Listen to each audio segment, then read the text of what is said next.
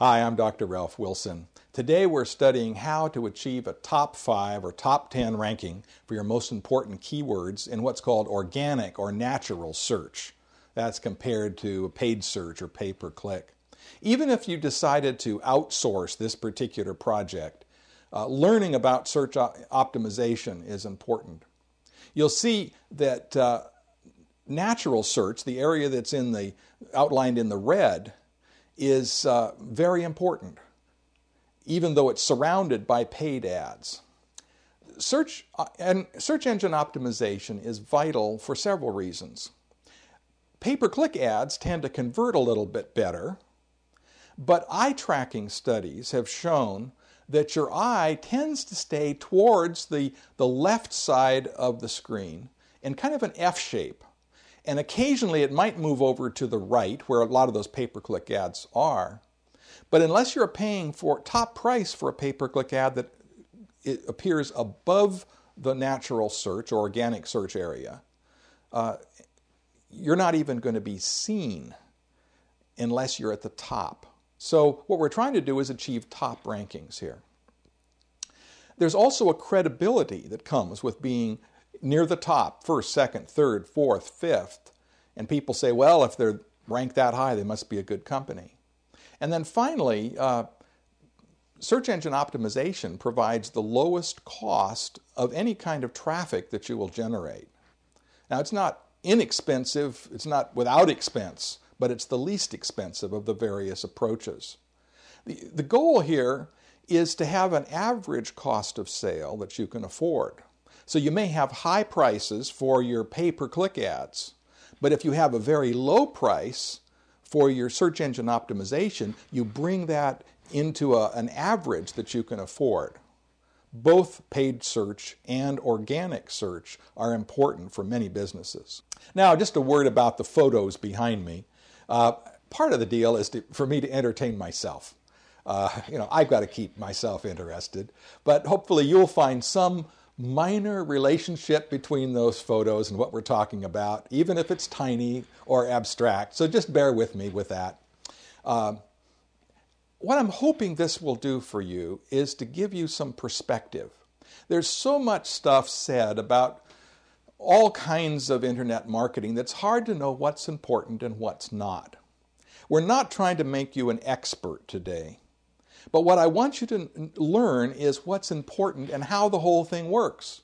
So that way you can decide how much to do yourself, how much to have your website designer do perhaps, and then how much to outsource to a company that specializes in this.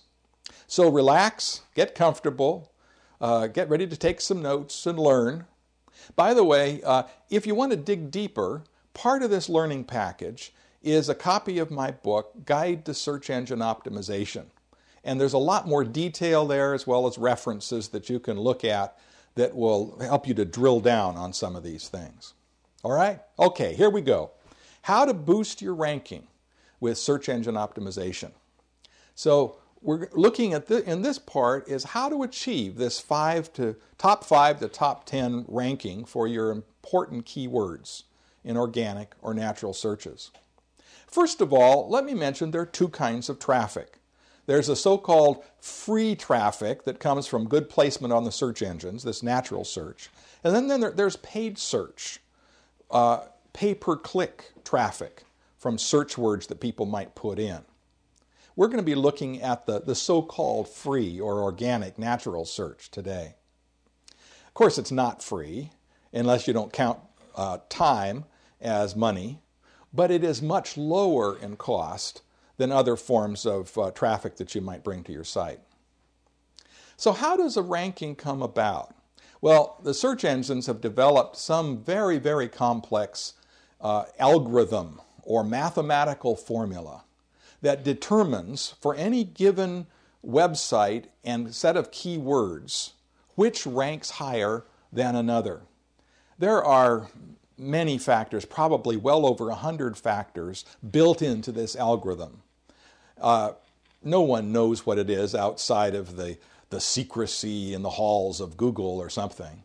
But I can tell you there are dozens of companies right now trying to reverse engineer this whole thing to figure out what that formula might be so that we can manipulate it and get our rankings higher. Well, you can guess some things, but because this algorithm is so complex, you can't guess at all.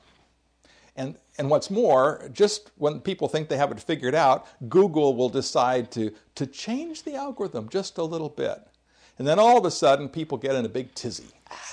It changed. What happened? So we're going to be looking at the main aspects of this. Now, I'm going to be talking mainly about Google today, but there are 3 big search engines in the U.S.